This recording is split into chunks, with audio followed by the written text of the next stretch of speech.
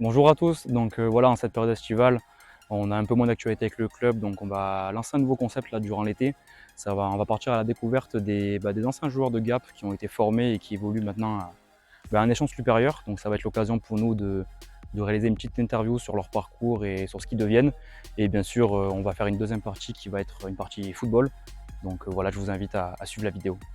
Donc pour ce premier épisode, aujourd'hui on est très content de recevoir Arthur Lucas. Donc Arthur Lucas qui est joueur du Jura Dolois Football Club, donc il évolue en National 3. Voilà, on est très content de le recevoir et c'est parti pour cette vidéo.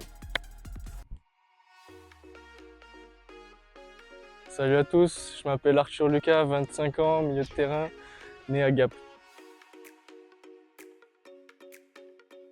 Milieu de terrain au Jura Dolois Football Club et style de jeu numéro 6, plutôt agressif et bon premier relanceur. Du coup, j'ai commencé le foot à Gap où j'ai fait toutes mes classes jusqu'en U20. Après, je suis parti aux États-Unis 4 ans. Et après, j'ai enchaîné 3 clubs en N3, April-les-Mézières, après Gonfreville-Lorcher, après, c'était qui Racing Club Lédonien et actuellement au Jura de Dolois.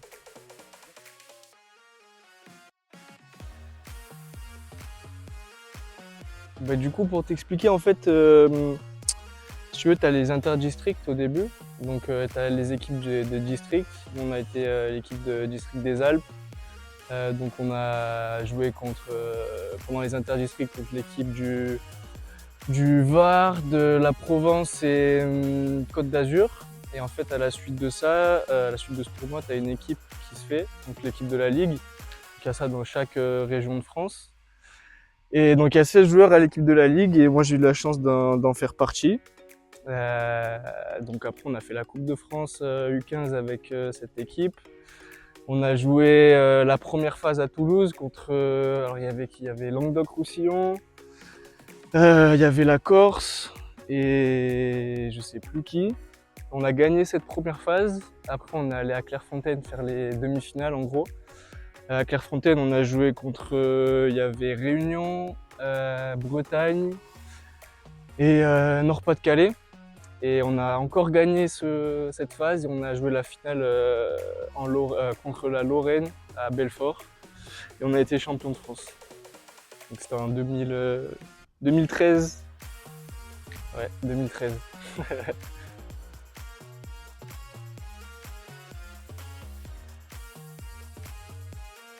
Goût d'inachevé, ouais, forcément, à l'époque en tout cas, parce que ouais, quand tu es dans une équipe avec quasiment tout le monde qui signe en centre, je crois qu'on était 2 à pas avoir signé en centre. T'as forcément un peu de regret, mais après, quand je vois aujourd'hui la trajectoire que j'ai eue et tout, moi je regrette rien du tout. Tu vois, sur cette équipe, tu as parlé de joueurs comme Lucas, Bilal et tout, et il y en a qui sont pros, mais il y en a aussi plein qui ont arrêté le foot. Là, il y en a 2 ou 3 qui sont pros, il y en a 2 ou 3 qui jouent en N3 et le reste ils ont arrêté le foot. Donc pas de regret, un sentiment d'inachevé à l'époque, ouais, mais aujourd'hui pas de regret.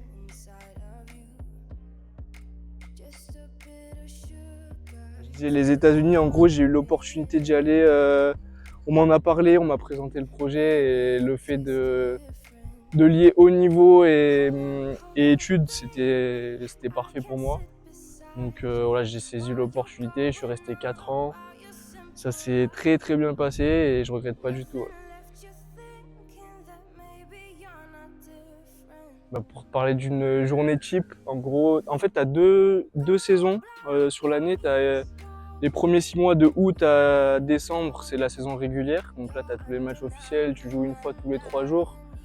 Et en gros, tu te lèves à 7h, tu as cours à 8h jusqu'à midi. Après, tu vas à la cafette, tu manges à 2h, 3h, tu as entraînement. Et le soir, soit les études, soit tu fais tes devoirs et tout. Et voilà, tu fais ça toute la journée. Après la saison off, de janvier à mars, là c'est que des matchs amicaux et beaucoup de prépa physique. Là c'est plus dur, tu te lèves à 6h, entraînement muscu à 7h.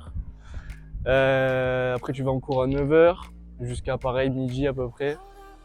Après, normalement, nous, on avait une séance vidéo entre midi et 2, normalement. Et puis après, foot. Enfin, on mangeait après foot.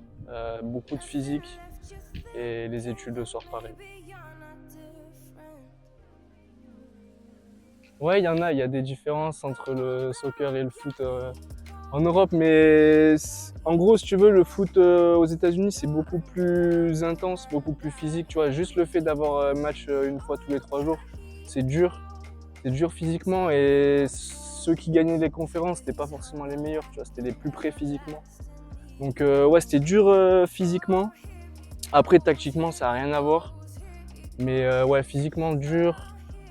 Après, moi, je sais que j'ai franchi un palier là-bas, donc ça m'a servi aussi. Mais la plus grosse différence, je pense que c'est ça, c'est la dimension physique, athlétique.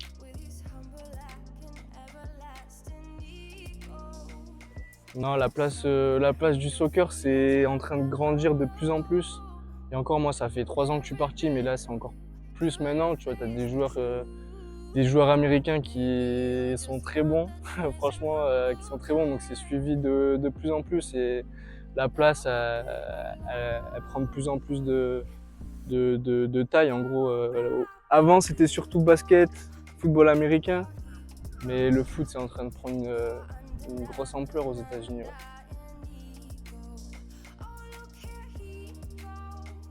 Du coup, en plus, j'ai eu la possibilité de rester là-bas, mais moi, je voulais absolument revenir en France. Pas forcément au niveau sportif, même si ça en faisait partie, mais ouais, 4 ans, c'était très bien. Pour mes études, 4 ans, très bien. Et après, j'avais un objectif en France et je suis rentré normalement.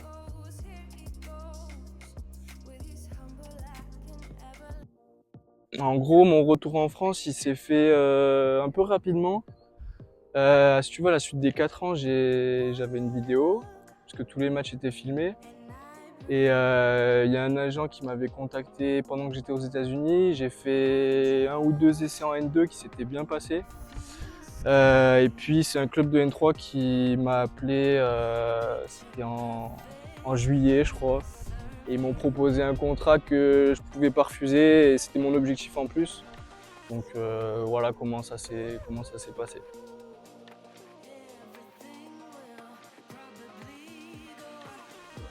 Ouais, c'est ce que je recherchais. De toute façon, je voulais revenir en France, donc je savais qu'en France, c'était le niveau que j'attendais, quoi. N3, N2.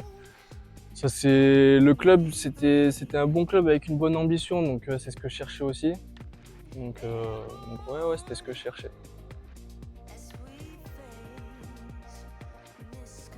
Bah, réadaptation, je sais pas s'il y a vraiment une réadaptation au football français. Tu t'adaptes à une équipe après, tu vois.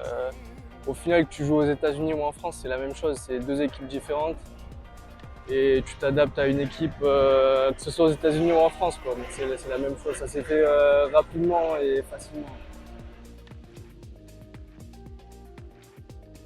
Ouais, en gros, mon passage au RC Lens, ça s'est très bien passé avec un super staff et un super coach principal. Bon, sauf à la fin d'année, on voulait monter en N3, ça s'est pas bien passé au niveau financier, donc tout le monde est parti, dont le coach qui a signé adjoint au JDF. Et c'est comme ça que j'ai signé au JDF, c'est lui qui m'a ramené. Donc voilà.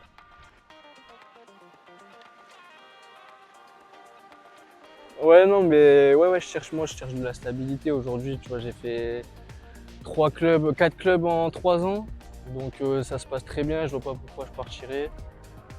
Comme je te dis, avec le staff, avec les coéquipiers et tout, la ville, ça me convient très bien. Donc ouais, dans la durée, bien sûr. Ah, mon premier souvenir que j'ai vu de football, je sais pas, je me rappelle pas, mais le premier tournoi que j'ai vraiment suivi, c'était en 2006 pour la Coupe du Monde. Et après, c'est Zidane, hein. Je crois que c'est Zidane, hein. Ouais, souvenir de Gap, c'est un club à taille humaine. Après, bon, c'est vrai que ils ont joué. Enfin, Gap, ça a été un club qui a été en national. donc qui a un passé aussi. Donc ouais, c'est un club familial avec des belles valeurs. Donc j'en garde plutôt un bon souvenir. Après, c'est sûr au niveau visibilité, etc., quand on est jeune, c'est plus compliqué. Mais non, non, j'en garde un bon souvenir.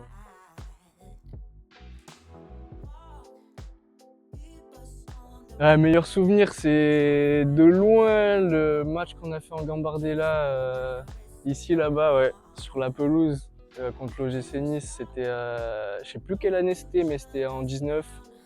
On avait fait un gros match, collectif, individuel. Je me rappelle, c'était ouais, le meilleur souvenir que j'ai eu à Gap. Bon, malheureusement, on n'a pas gagné, on se fait égaliser à la dernière minute. Mais enfin non, on prend un but à la dernière minute. Mais ouais, non, c'était un très bon souvenir collectif et individuel.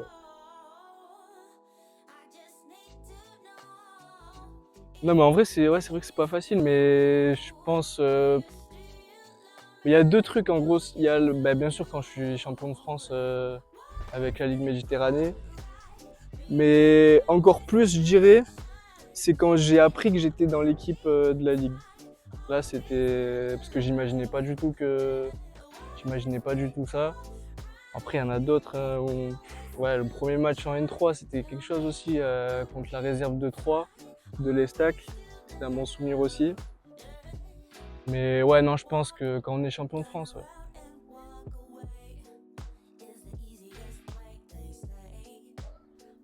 Je sais qui tu penses, mais en vrai, je pense que j'en ai trois. Il y en a trois qui m'ont fait vraiment aimer le foot, c'est Zidane, Ronaldinho, Iniesta. C'est franchement les trois, hein.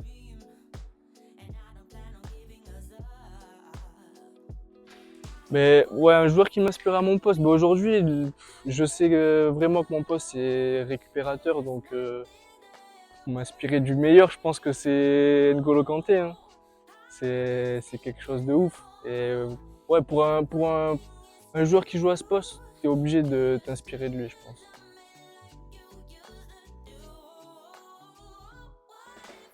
En vrai, pour moi, le stade le plus mythique, si tu prends en compte le stade et les supporters, c'est Dortmund, je pense. C'est Dortmund, ouais. Le plus beau stade, non, en vrai, cette année, il y a eu des beaux stades. La réserve d'Auxerre. À Auxerre, on a joué juste à côté de la baie des Champs. Et le stade de Guignon, c'était pas mal aussi. C'était un stade de Ligue 2, un beau stade. Mais ouais, sinon, Clairefontaine, parce que Clairefontaine, quoi. C'était un truc de ouf. Ouais.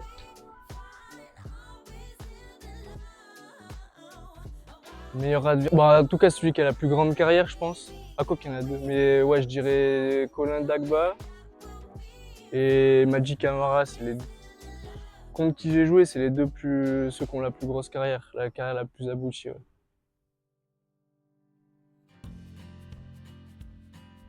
Ouais, meilleur coéquipier, bah, celui aujourd'hui qui a la plus grosse carrière, je pense que c'est Lucas, Lucas Perrin.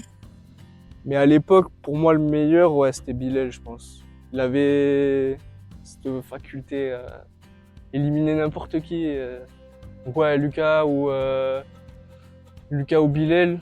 Après, il y en a d'autres aussi. Ilan Kebal, très bon joueur. Mais ouais, je pense que c'est. À l'époque, en tout cas, c'était Bilal. Ouais.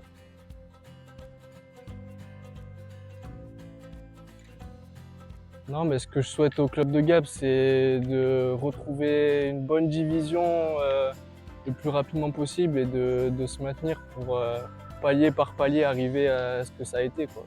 Donc à présent, on va passer sur la partie donc, technique. Donc là, on va passer sur une séance de penalty. Donc on aura Arthur, on aura Tom, donc, qui est gardien des U14 League.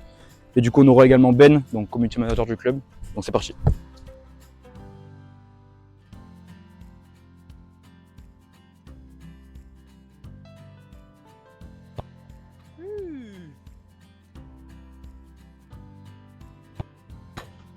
Oh là là.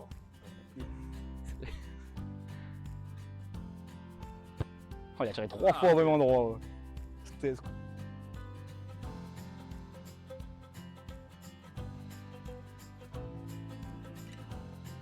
Il a tiré là.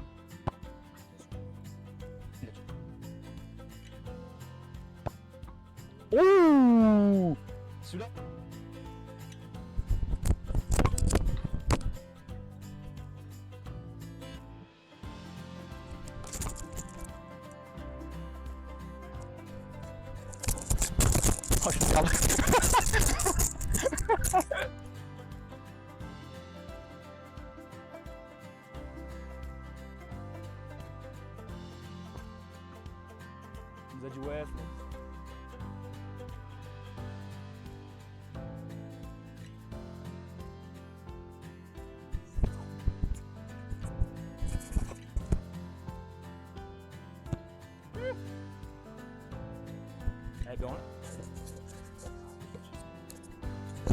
C'est gentil. Et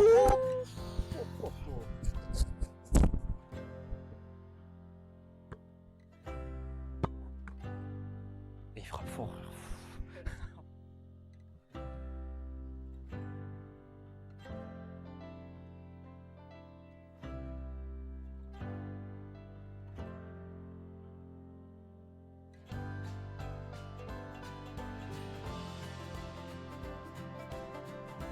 Il a même pas fini la croissance.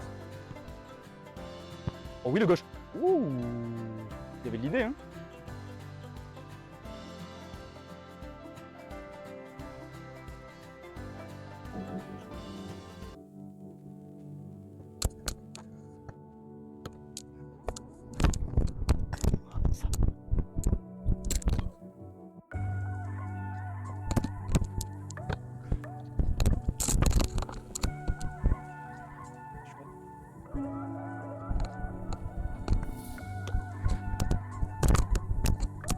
Ah frère, je suis. Magasin. Hop là, démerde-toi, tiens. Ça, je le fais briller. Ça, je le fais briller.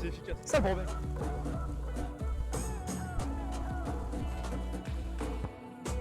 Ça y est. Et le pied, il est.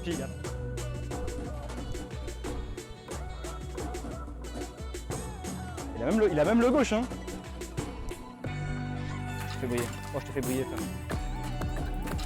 Oh, il a mis. Je te fais briller, frère. Des ballons, t'as peur. Sortez. Allez, le stade.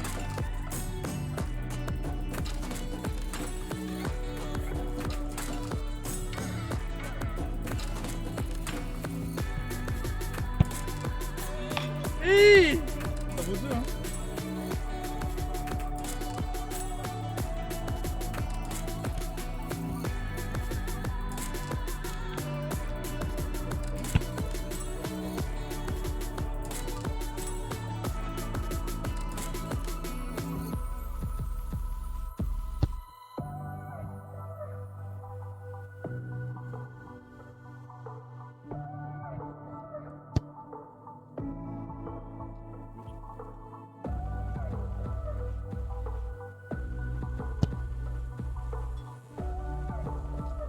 Ah, mais il a marqué en vrai. Et là, t'as terminé, regarde. Voilà.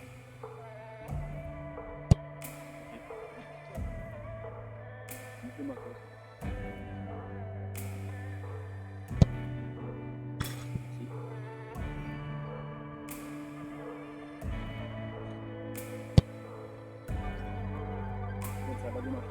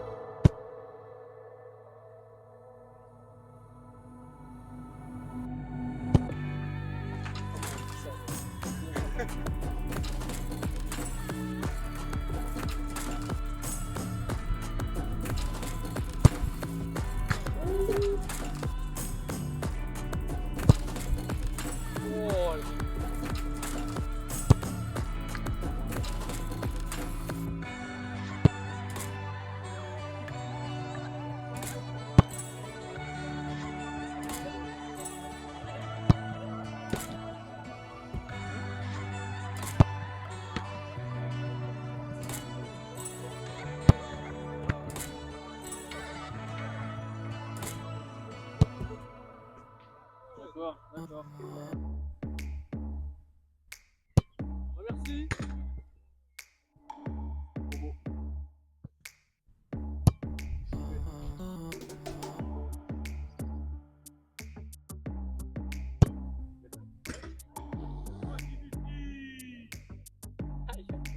Fin de vidéo, donc voilà, merci à Arthur d'être venu, merci à Tom, merci à Ben.